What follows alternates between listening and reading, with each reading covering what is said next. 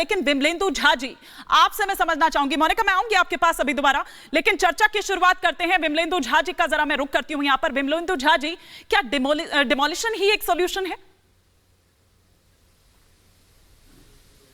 देखिए, अभी जो शॉर्ट टर्म में जो सबसे मुख्य चीज है वो लोगों की जान को बचाना है, और ये बात समझना बहुत आवश्यक है कि जोशीमठ को उसी जगह पे रिहैबिलिटेट नहीं किया जा सकता है। जिस तरह की त्रासदी हो रही है, हम अगर चाहेंगे कि हम सीमेंट और बजरी डाल करके इस वहां पे फिर से रिकंस्ट्रक्ट कर पाए, तो फिर से जोशीमठ का रिकंस्ट्रक्शन नहीं हो सकता है। डिमोलिशन अभी जो है लोगों को बचाने के लिए, शायद ताकि उससे और कोई विपदा ना आए, उसके लिए डिमोलिशन शायद सरकार सोचती है कि वो अच्छी बात हो। लेकिन साथ ही साथ दूसरी समस्या जो ये आने वाली है कि उस डिमोलिशन वेस्ट को आप कहां डंप करेंगे। वो सारा का सारा जो कंक्रीट जो निकल के आने वाला है, उसको आप कहां पे डिस्पोज करेंगे, क्योंकि वो भी जो पूरा का पूरा इकोलॉजिकली सेंसिटिव एरिया है, ये दिल्ली और गुड़गांव नहीं है, ये नोएडा नहीं है। ये 17 साल से प्रोविजन स्टोर चला रहे थे और हर दिन 8 से 9 हजार का बिजनेस करते थे। अचानक से ये दोगुना हो गया। जानना चाहते हो कैसे? तो फ्रीडम ऐप को अभी डाउनलोड करें। ये हिमालय है जिसकी अपनी एक संरचना है, अपनी इकोलॉजी है,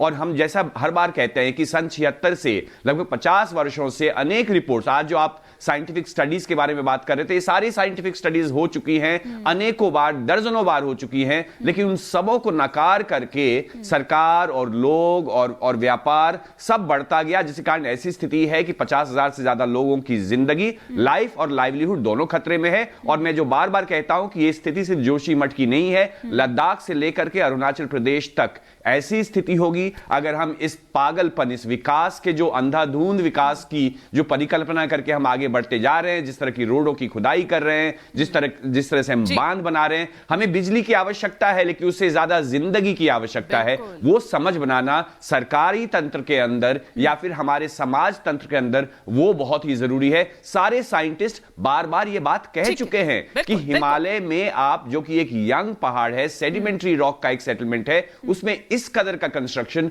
बहुमंजिली इमारतें बनाना, साथ ही साथ इतनी सारी इमारतें बनाना, और साथ ही साथ वो आप अगर एनटीपीसी का प्रोजेक्ट टनल है, 66 टनल्स बनाए जा रहे हैं, रेल का प्रोजेक्ट है, चार धाम प्रोजेक्ट है। एक कर पॉइंट वाइज चलते हैं, लेकिन जिस तरह से आपने यहाँ पर एक वैलिड पॉइंट यहाँ पर उठाया, वो मलबे का भी आप यहाँ पर जिक्र कर रहे हैं। जरा नवीन ठाकुर जी से हम समझ लेते हैं, फिर बाकी गेस्ट का भी मैं रुख करूंगी कि नवीन ठाकुर जी क्या प्लान है। और खाली तो करवा लिया गया है, तो फिर तोड़ने की जरूरत क्यों? क्योंकि देखिए वो भी तो एक चुनौती है ना, वो भी एक चैलेंज है कि वो जो मलबा इकट्ठा होगा वो कहां उसको डाला जाएगा, वो जो वेस्ट होगा। क्योंकि सही बात है, गुड़गांव और दिल्ली जैसी या एनसीआर जैसी स्थिति तो नहीं है ना वहां पर। बिल्कुल हिमानी जी, आपने बिल्कुल ठीक कहा।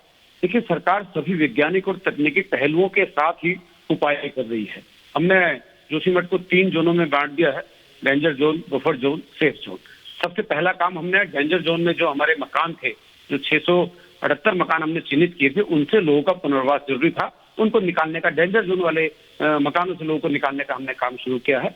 उसके बाद दूसरी जो आपने बात की कि तोड़े क्यों जा रहे हैं, देखिए वो गिरफ्त अवस्था में है और कोई अनहोनी ना हो, इसके बाद भी वहाँ आवाजाही है, उसके आसपास आवाजाही है, रोड के किनारे हैं, तो इसलिए उनको तोड़ना जरूरी है और सेफ तरीके से तोड़ना जरूरी है। इसलिए समय लग रहा है। उनको सेफ तरीके से तकनीकी की सहायता से जो है उनको धराशायी किया जाएगा, ताकि भविष्य में किसी की जान माल को खतरा ना हो। लोगों में नाराजगी भी देखी जा रही है नवीन ठाकुर जी, लोगों में नाराजगी भी देखी जा रही है उस मुआवजे को लेकर। आपने यहां पर भी सुना होगा, क्योंकि अपनी आंखों के आगे वो देख रहे हैं किस तरह से तो पाई जोड़ी होगी, किस तरह से वो एक होटल हो, घर हो, वो खड़ा किया गया होगा। क्या मूल्यांकन किया गया है? क्या कैटेगराइज किया गया है? किस तरह से क्या कुछ किया जाना है?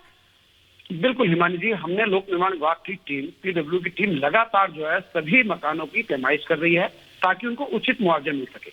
और जो मुआवजा पहले मिलता था वो नहीं, हम कैबिनेट में प्रस्ताव ला रहे हैं ताकि मुआवजे की, आपदा राहत की जो राशि है उसको बढ़ाया जा सके, और कैबिनेट की बैठक में प्रस्ताव लाकर बढ़ाकर मुआवजा दिया जाए, जो लोगों ने इतनी मेहनत से पाई जोड़कर। अच्छी बात है कि आपने खुद ही उस बात को कह दिया। ये 17 साल से प्रोविजन स्टोर चला रहे थे और हर दिन 8 से 9 हजार का बिजनेस करते थे। अचानक से ये दोगुना हो गया। जानना चाहते हो कैसे? तो फ्रीडम ऐप को अभी डाउनलोड करें।